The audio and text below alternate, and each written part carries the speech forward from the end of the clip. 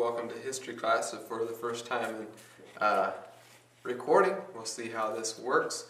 And again, maybe a couple things before we get started. Again, like history class is almost all hearing and not as much doing. So it's pretty important that you listen well, and especially that you participate in like singing and answering. I'll be asking questions and you can answer them out loud. Doesn't matter if I can't hear you, but if you participate well, it'll make a pretty big difference. Alright, so on your little review sheets, go ahead and take this time to write down the question or the answers for the first 3 questions. You want to pause the video now and do that. Okay? Reading off of those answers. Transporting slaves from Africa to other countries to serve as slaves was called the slave trade. What do we call the large farms in the South that used slaves to grow their crops? They were called plantations. People who tried to end slavery and helped slaves escape were called abolitionists. You got those all right? Great job. All right, get your maps out and sing along. Remember to point to each state as you come to it.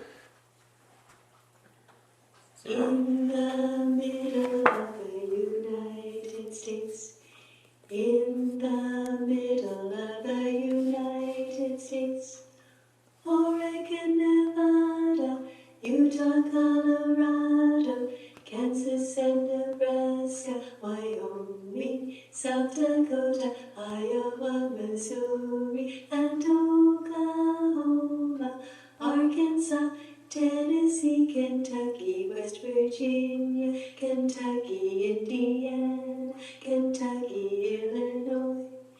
In the middle of the United States, in the middle of the United States, Oregon, Nevada, Utah, Colorado, Kansas and Nebraska, Wyoming, South Dakota, Iowa, Missouri, and Oklahoma, Arkansas, Tennessee, Kentucky, West Virginia, Kentucky, Indiana, Kentucky, Illinois.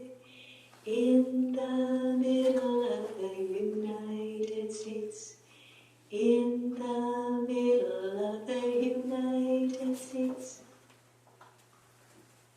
Okay, very good. All right, before we get into today's lesson, if you needed to hide a slave in your house, where would you hide this slave?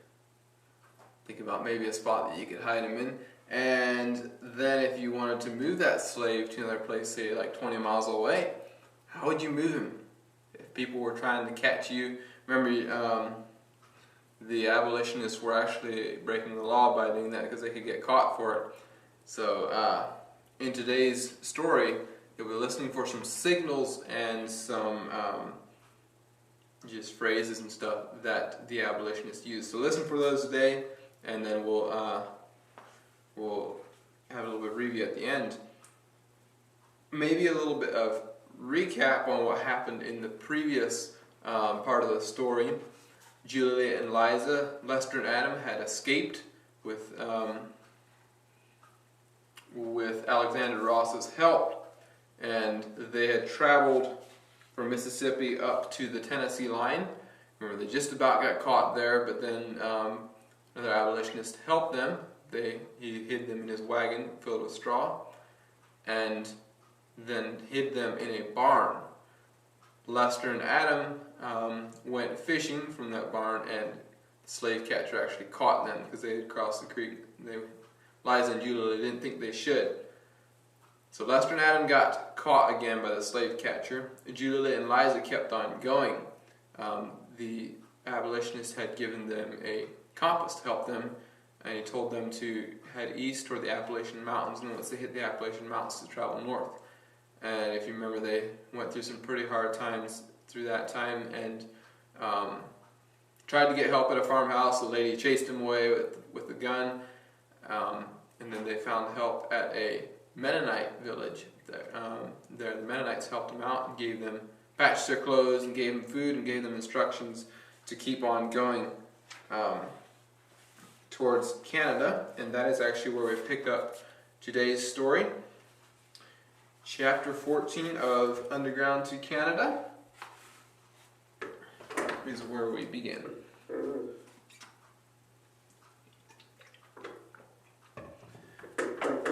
There wasn't much danger from slave catchers on the high mountain paths at night, but even without them, this wild place was terrifying and strange for Julia and Liza. High-pitched animal cries that they had never heard before echoed in and out of the tall black mountain peaks. Their path sometimes became slim as a string binding on a cotton bale, as Liza exclaimed. The girls held on to one another, and once Julia had to grab a swaying tree limb to keep from slipping down the mountainside. Liza fell against her, hanging to her waist. They climbed up again on their hands and knees. If that North Star wasn't up there steady, beckoning to us, Julia shuddered, I couldn't go on. Before long, a strange, nervous wind began to blow. It skittered about, twirling up the stones along the path, then jumping into the trees and making ugly, swaying brushes of the giant pines. A cloud smashed across the moon and erased their path. It was dark now, as dark as the deep end of a cave. The air began to chill. Julia and Liza stopped climbing and held onto the trunk of the nearest tree. The wind lashed around them like a slave owner's whip. Someplace nearby there was a long crackling noise, and then a thud. When the flashes of lightning came, Julia and Liza could see a giant tree, torn from the earth with its raw, useless roots exposed to the storm. Thunder pounded in the sky, and then rain swept down like moving walls of water. Another flash of lightning. This time the girls saw a flat place, close at hand, shielded by an overhanging rock. Get all the tree limbs you can find, Liza, and pile them under that rock, Julia screamed above the wind. The pile grew high. They dragged heavy limbs that could not blow away. Now we'll dig a place under this rock, Julia screamed again. They scraped and grovelled. Their hands bled, but a small shelter did take shape, big enough for the two of them to squeeze inside. They shoved their bundles ahead of them. It's dry in here, Liza rubbed her hands over the ground.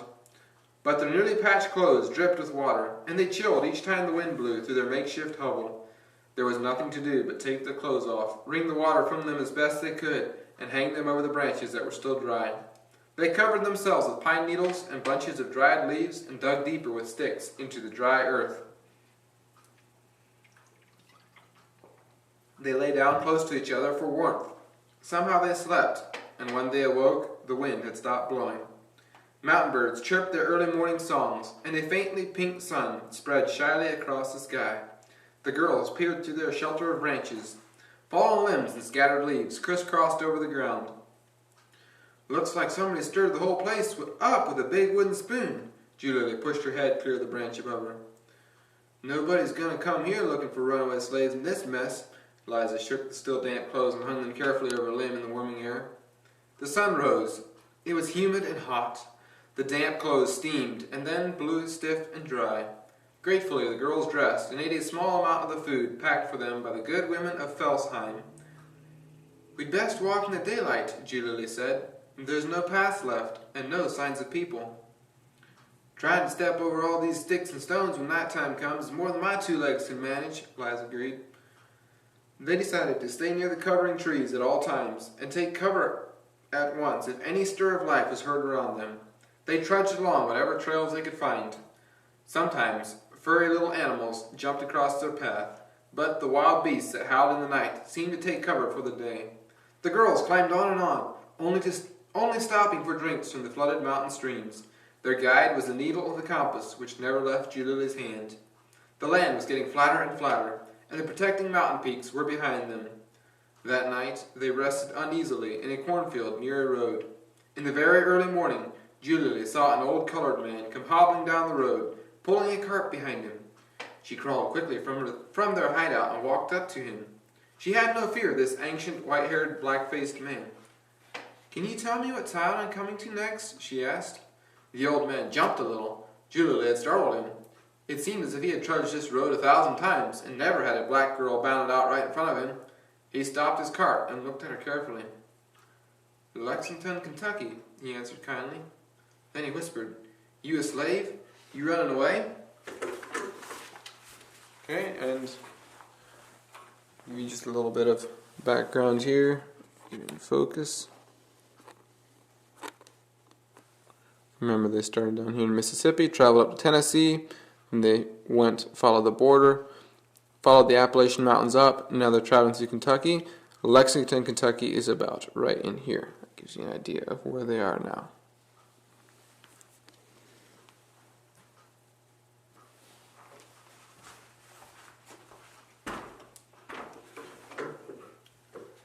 You a slave? You running away?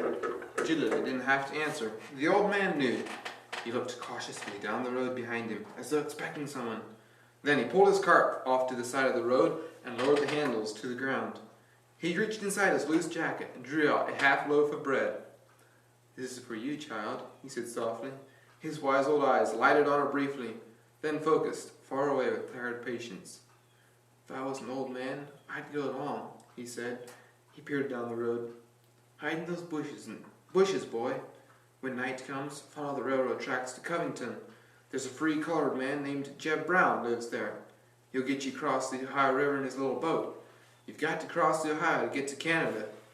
Julia was startled when she heard Canada. How did the old man know? But she didn't question him. She held his hand instead and thanked him from her heart. The old man's back was more bent than Liza's, she noticed.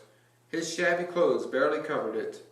But he had strong arms and steady feet, and he had a pleased look on his face since giving Julia the bread.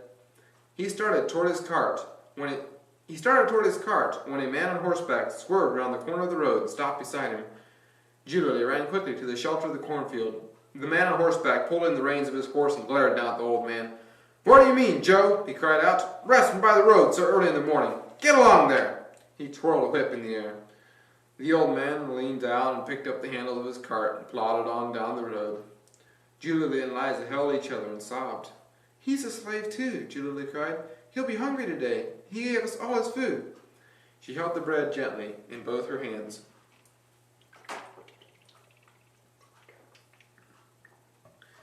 The girls hid far away from the road during the long hot day. Twice a train passed nearby, clanging its bell and hissing its steam.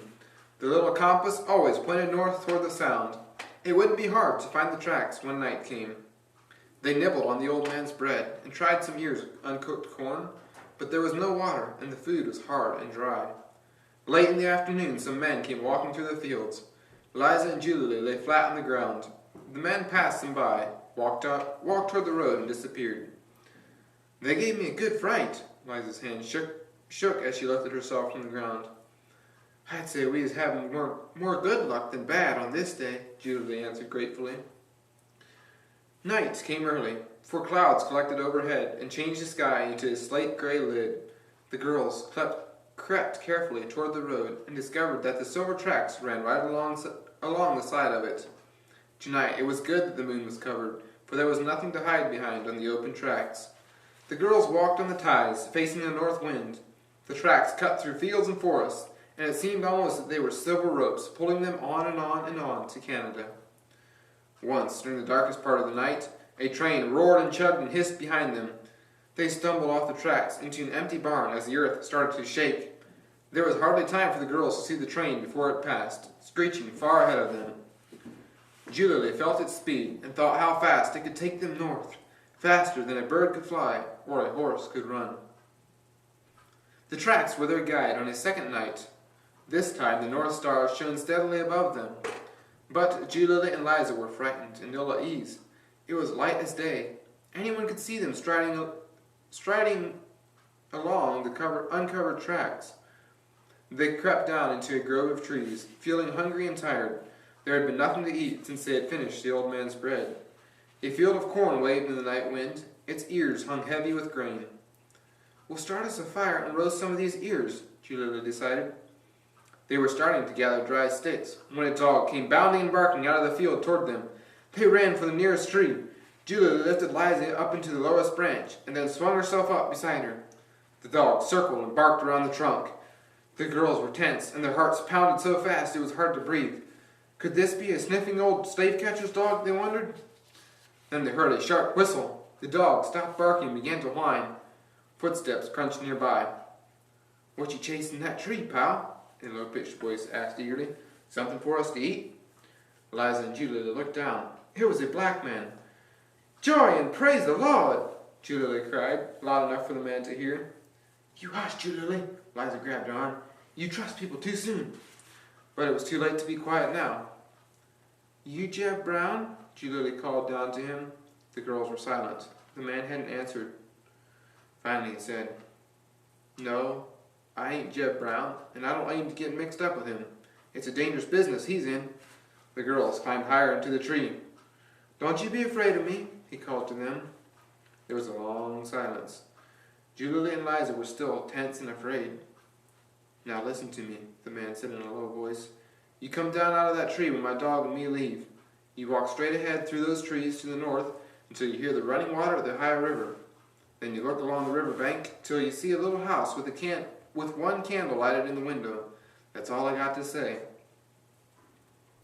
So a candle in the window is a pretty common sign for slaves. They knew if they saw a candle in the window that they were safe to go there.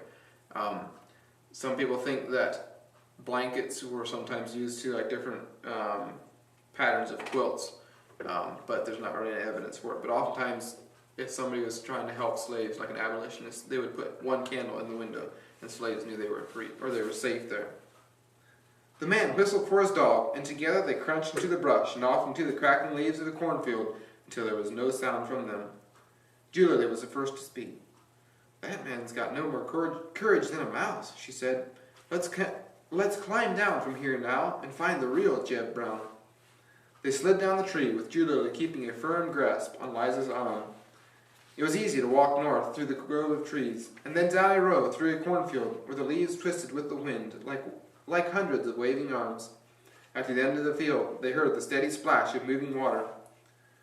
"The Ohio River, Liza," Julia whispered. "We've reached the Ohio River." They walked toward the sound, but stopped abruptly when they saw the flickering light of a single candle from the window of a small log cabin. "That's the cabin of Jeb Brown," Julia said, and started toward it. Liza pulled her back. "You believe everybody," she chided. "That man could be telling lies." Julia didn't listen, but dragged Liza with her toward the cabin. When they reached the door, Julia rapped softly. A dog growled inside. Then came a man's voice. "Who's there?" "A friend with friends." Julia used the faithful password. A door creaked open, exposing a big, straight man with crinkly gray hair and coal-black skin. Beside him growled a large brown dog. "You Jeb Brown?" Julia asked. "You was speaking to the right man," he said, urging them inside. "Quiet, pal." He patted the dog's head and then called, "Ella, we got freight. 2 packages of dried goods." A sprightly little brown-skinned woman stood there. Her eyes twinkled above the candle which she now carried in her hand. Her white hair was piled about like fresh-picked cotton. Julia looked quickly around the room. The cabin was orderly and clean. It could have been a cabin in Felsheim. Jeb hurried about, pulling down shades over all the windows. Ella walked behind a cupboard of dishes, motioning for the girls to follow. She pushed against the wall, and it opened like a door. Ella and the girls slipped through, followed by Jeb, and the wall closed behind them. "You stay out there, pal," Jeb said to his dog, "and this time you bark as much as you want if you hear any noises." The room behind the wall was small but cozy. There were mats on the floor and a long spread-out table with benches around it. The only window was above them, cut into the roof. "Looks like you were expecting us." Julia now felt that she could speak out loud. Liza slumped to the floor, too tired and hungry to walk another step. "Poor child." Ella leaned over her. She looked closely at her face and laughed. "I thought you two was girls. We've been looking for you since your friends Lester and Adam were here." "Lester and Adam?" "Now, you two just rest in those mats," big kindly Jeb said, settling himself on one of the benches. "I'll explain about everything, while Ella fixes us some supper." There was no way the girls could rest now. They stood in front of Jeb, demanding to know about Lester and Adam at once. "Well, they came one night more than a week ago," Jeb said quietly. "Chains were hanging from their wrists. They'd rubbed through the skin and both were bleeding." Julia closed her eyes, wondering if she really wanted to know the rest of the story. Lester had a sprained arm. The big man, Adam, had a swollen foot, so sore he could hardly lift it. "How'd they know to come here?" Julia was awestruck that all of them should come to this lone cabin on the Ohio River. "They came because we were stationed at the Underground Railway," Jeb answered simply. Isn't that why you two came too?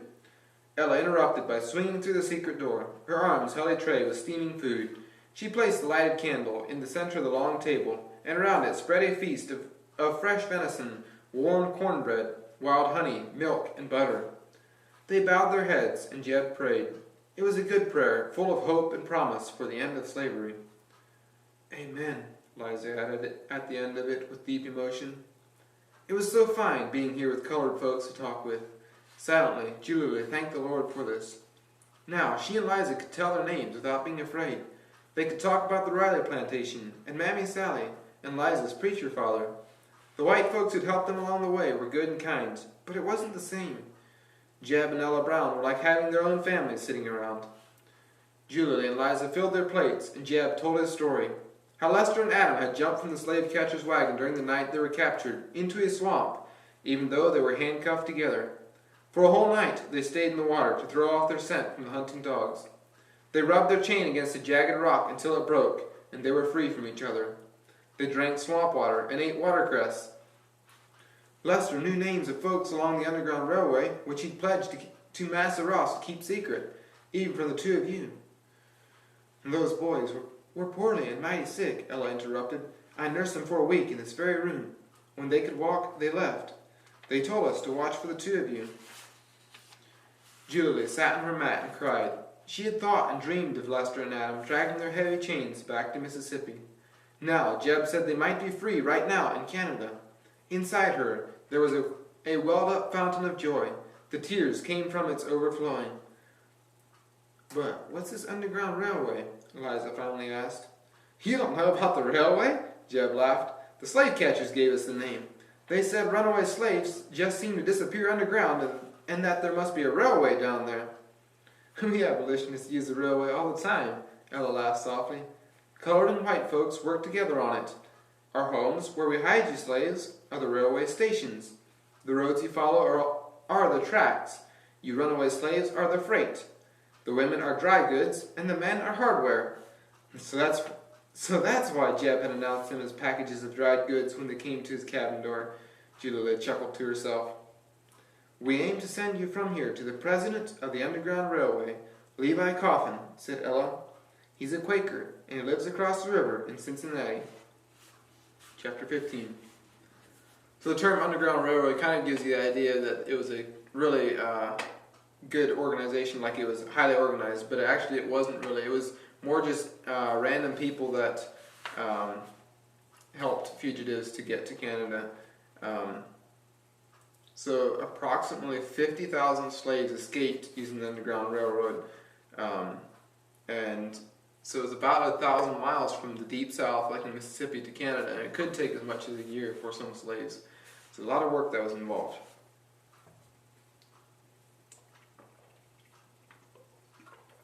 Chapter 15. In the spare but sturdy cabin of Jeb and Ella Brown, beside the wide, dark waters of the Ohio River, 4 people slept. But the dog, Pal, stirred restlessly. His black nose, pressed against the door, sniffed a people scent which was growing stronger. He rose and paced nervously to the bed of his master, where he tugged at Jeb's sleeve. Jeb woke instantly. He trained himself for this, and he trained Pal.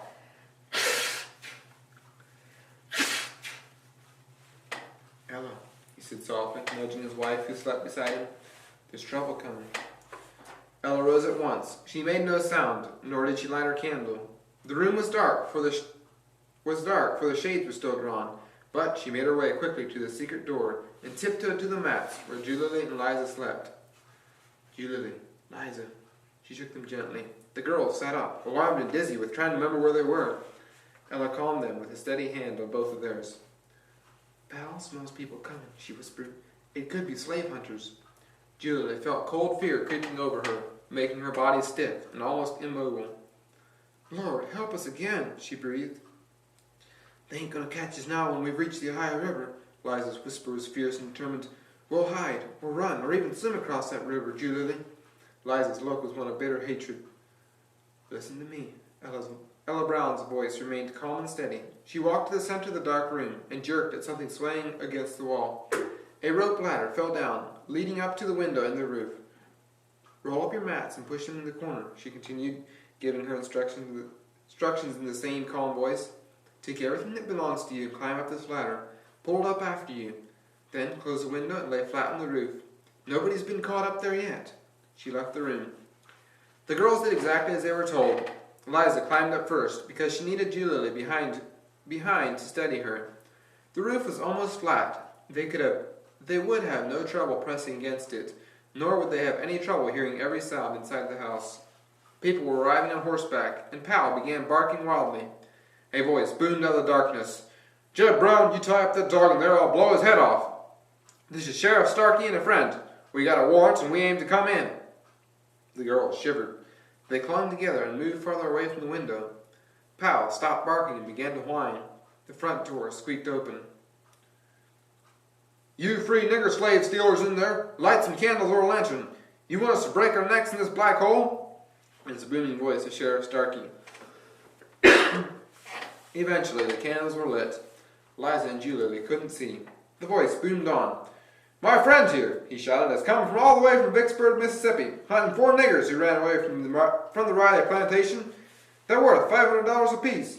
That's a goodly amount, and we're aiming to catch them alive. Sit down, Sheriff. The girls could hear Jeb's voice, low and unhurried. Do you want Ella to fix you something hot to drink? There was no answer, just a shuffling and scraping noise, as if furniture was being pushed and shoved around. If they're in here, we're going to find them, the sheriff was still shouting. People say you got something to do with that Underground Railroad, Jeb. You just drop those nigger slaves into the ground and nobody ever sees them again. There was still no answer from Jeb or Ella. Powell continued to whine softly. The scuffling noises continued. Julie wondered if they might be pulling up some of the floorboards to find the underground train. What could she and Liza do against 2 strong men if they climbed onto the roof? Liza seemed to read her mind. If they climbed onto this roof, we'll jump, she said. We'll run to the river and hunt for Jeb's boat. Julie agreed. At last, it was quieter in the house below. The talk was low and the girls couldn't hear the words. Now and then there were hammer sounds, as if one of the slave catchers might be trying to pound through a door. Julie hoped she wouldn't get dizzy or sick. She closed her eyes tightly, trying to shut out all the threatenings and poundings. At last, the front door banged open, and the hard steps of 2 men could be heard clomping over the porch boards. We didn't catch you this time, Jeb, the sheriff called from the back of his horse, but we've got our eye on you. You hunt any of those runaway niggers, and we'll put you and Ella both in jail and fine you $1,000. There were no words from Jeb or Ella. The door closed, and the clatter of horses' hoofs faded into the soft black night. Julie and Liza climbed slowly down the rope ladder and back into the dark secret room. Ella was already there. She drew the girls close to her. That sheriff, she murmured, is a mean man. He's gone now, but he'll be back. Liza and I got to leave now, Julie said. She stood tall beside the other 2. We can hide better in the fields. Liza started to speak, then suddenly fell lifeless to the floor. She lay twisted and limp like a wilted plant whose stem had lost all means of sustenance. Julie bent down and shook her frantically. You can't just fade away from me now. Julie became desperate. I need you, Liza. I can carry you. Frail, bent Liza lifted her head. Her fiery black eyes seemed separate from the fragile body around them. I'm coming, Julie, she said fiercely. I'm just resting, and I need a drink of Ella's hot soup. Ella brought the warm broth immediately and held it to Liza's lips. It seemed to revive her, and she slowly stood on her feet. You need a good rest, child, Ella's voice filled with concern. But I won't do to keep you longer. That sheriff is coming back again tonight. I feel it in my bones. Julie shivered. Ella went on. Jeb figures to get you across the Ohio River tonight. Listen now. He's calling to see if he gets an answer from the other side.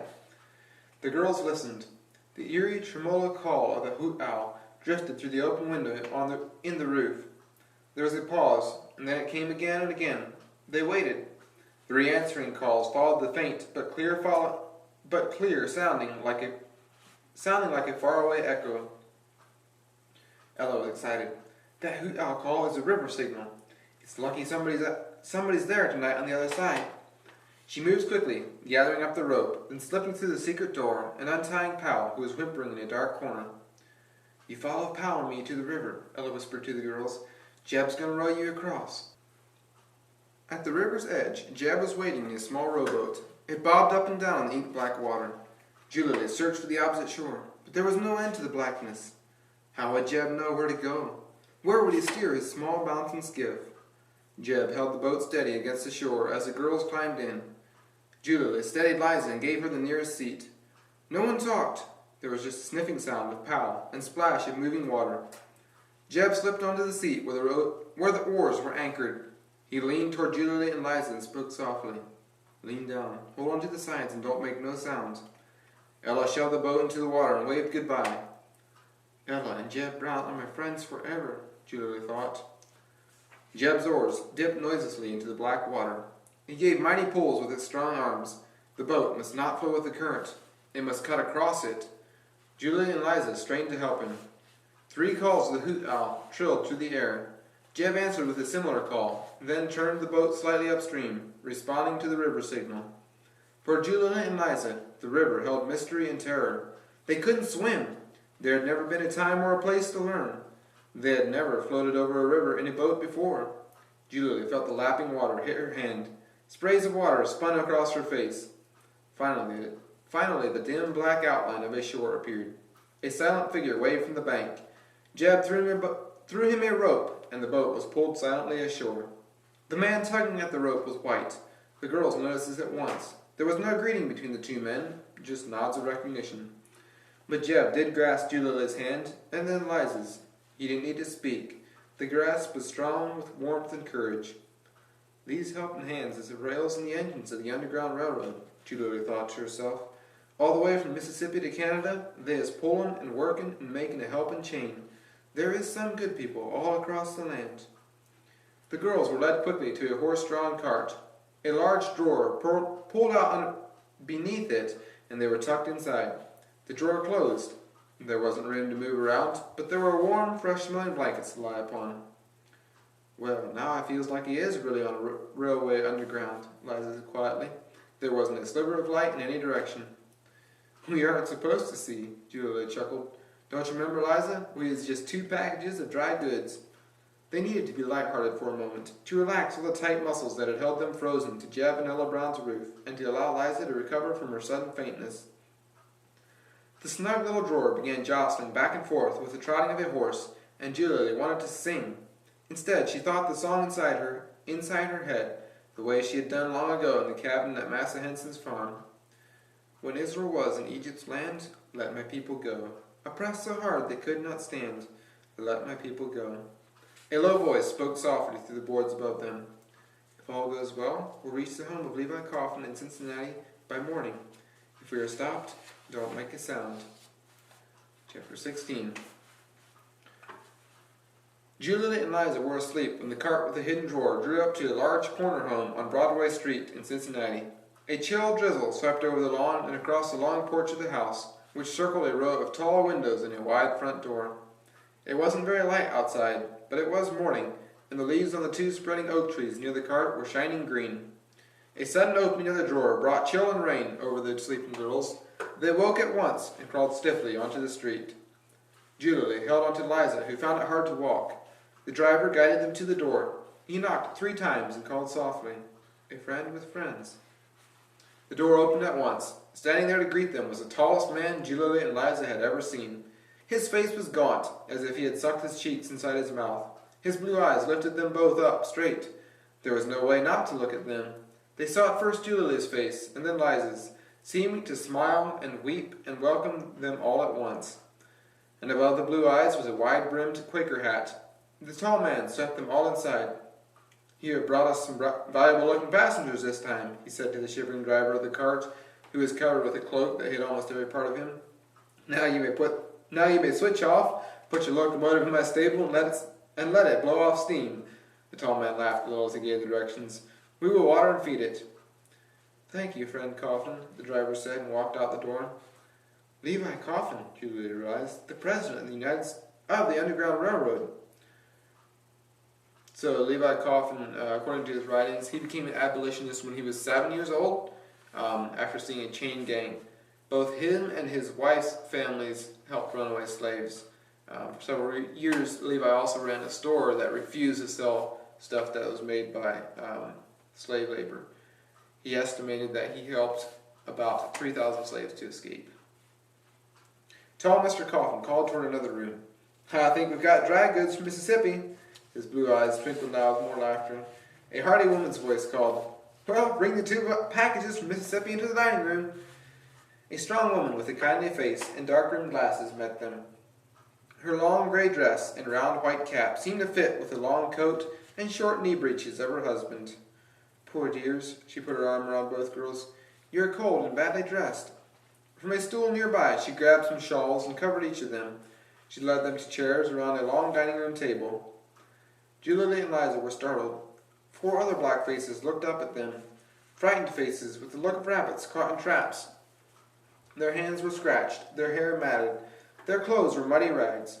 In a moment of quick anguish, Julie knew that she and Liza looked like them. They did not smile or say where they came from. There was just a grateful silence of acceptance. "Aunt Katie," a young voice called from the kitchen, "you can come now for the food." Julia and Liza ate quickly. There was warm porridge in a bowl, and hot coffee in a white china cup for each of them. Julia slid both hands around the smooth, warm vessel. It thawed the aching cold from all her fingers and made them seem less rough and bruised. As soon as the meal was finished, Aunt Katie and the girl in the kitchen whisked every dish from the table and pushed all the chairs and benches back against the wall. "This is done in case the slave hunters come. There's no need for them to become suspicious over a pile of dirty dishes." Aunt Katie smiled, then motioned for Julie and Liza to follow her. The other slaves were sent with the kitchen girl. Levi Coffin and the carriage driver could be heard entering the front door, but they weren't alone. A rough-voiced man was entering with them. Julie's heart jumped. He sounded like the sheriff from Jeb and Ella Brown's house. "I know you are a respected storekeeper in Cincinnati, Mr. Coffin, and a well-known Quaker." The rough voice started softly but began getting louder. "But you are also known as the most notorious nigger thief in the whole state of Ohio." There was no answer from Mr. Coffin. Aunt Katie grabbed Liza and Julie by the hands and led them to the nearest bedroom. She threw back all the bedding. "Now, I want you 2 to lie close together between the straw tick and the feather tick. I'll puff them up to give you room to breathe." So a straw tick was basically like a mattress that was filled with straw, typically with straw, sometimes other objects. And then a feather tick was a little bit thinner than a straw tick. It was softer and warmer than the straw tick. So think of a straw tick as like your normal mattress, and then maybe a feather tick would be kind of like a memory foam pad or something like that. It was softer and warmer. Julia and Liza scrambled into the bed. "You both lie quietly while I make up the bed," Aunt Katie said calmly. "I'll smooth the counterpane and put on the pillows." She paused. You would never guess 2 people were tucked away inside. The girls could hear the creaking of a rocking chair. "I will pray for thee," Aunt Katie's voice was firm and steady. "And don't you worry. Levi has no fear of the searchers. We seldom lose a slave to them." The slave catcher, with a voice like Sheriff Starkey, could be heard from the dining room. 4 valuable slaves have escaped from the Riley plantation in Mississippi." The searcher's voice was angry now. "The owner wants them back, and he's offered a good price. I've been following them, and my trail comes right to this house." He paused. "Why does a respectable man like you get mixed up in this devilish business, Coffin? I've got a legal warrant to search these premises." The low, deep voice of Levi Coffin answered calmly and almost gently. "My good man," he said, "I never conceal my opinions, and I never try to give offense. But this you must know. At all times I obey the commands of the Bible, and the dictates of humanity in feeding the hungry and clothing the naked, and aiding the oppressed. And the good book mentions no distinction of color in the doing of these deeds." Julie could hear each word. She listened carefully. Mr. Coffin was saying that the Bible didn't care about the color of people. If they needed clothes and food, you gave it to them. There was a long period of silence, and then a knock at the bedroom door. The kindly voice of Levi Coffin was formal as he pushed the door open and said, "Sheriff, this is where my wife reads and sews in the early morning hours." "Catherine, Sheriff Donnelly seems determined to search our house." Julie held her breath. She felt that if she moved even a finger, the sheriff might see. What if Liza coughed? Her skin felt cold and damp. "Good morning, Sheriff. It's too bad you must be out in such stormy weather. Perhaps I should come to the kitchen and warm you some coffee." Aunt Katie spoke sweetly. The sheriff sounded embarrassed. He stuttered, "It wasn't my intention to disturb a lady in her bedroom." The 2 men left the room, closing the door behind them. Their voices became a mumble. Aunt Katie's rocker ceased squeaking. Julie and Liza barely breathed. They were waiting for the large front door to open and close. When it did, and before Aunt Katie could turn the coverlets back from the bed, Levi Coffin entered the room again. He was breathless, and his calmness was noticeably shaken. "The sheriff has gone, Catherine, but I feel certain he will be back soon with more men for a thorough search of our house. I think it best that we dress all the slaves warmly and put them on the noon freight train for Cleveland." "You were right, Levi." Aunt Katie's voice was no longer sweet, but hearty and practical once more. Her husband hastened down the hallway to warn the other slaves. "You may come out now, girls." Aunt Katie whisked the coverlets to the bottom of the bed. "The boys' clothes are a good disguise, but they didn't fool me." The girls scrambled from the bed, tangling their feet in the soft, clean-smelling blankets. "I know you've had a good scare," she said, "and so have I." She walked to the nearby window and pulled the curtains apart. "This dark gray day is on our side. Levi is right. We must get you both into Canada as quickly as possible." Julie and Liza stood quietly together in the center of the neat, homey room. They felt like two leaves blown in from the rough winds of the field and forest. They were frightened and bewildered. Would the Lord keep protecting them from the slave hunters that followed them everywhere? How would they ever manage without these brave people who kept helping them? Where was Levi Coffin sending them? Would the Underground Railway this time be a real train? Would they ever get to Canada? "We keep moving," Julie broke the silence among them. "We keep being lifted up and put on board. Master Ross started it way back there in Mississippi." "Bless you, my children." Aunt Katie's eyes were misty with tears. "I wish you could stay longer with me, but there isn't time." She took them to a small room with basins of hot water, bars of soap, and thick white towels. She instructed them to wash and to put all their dirty clothes into a basket. "The sewing circle of our Quaker meeting makes large supplies of clothes for all who stop at the Coffin Depot." Aunt Katie laughed. New clothes for Julie and Liza were taken from her closet. "I think we'll keep you dressed as boys since the everlasting slave hunters are looking for 2 girls. I'll give you each a heavy sweater. You'll need them for the coming winter."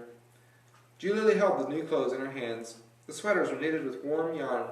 They were the color of the blue wisteria that hung lush and fragrant over Massa Riley's summer house in Mississippi.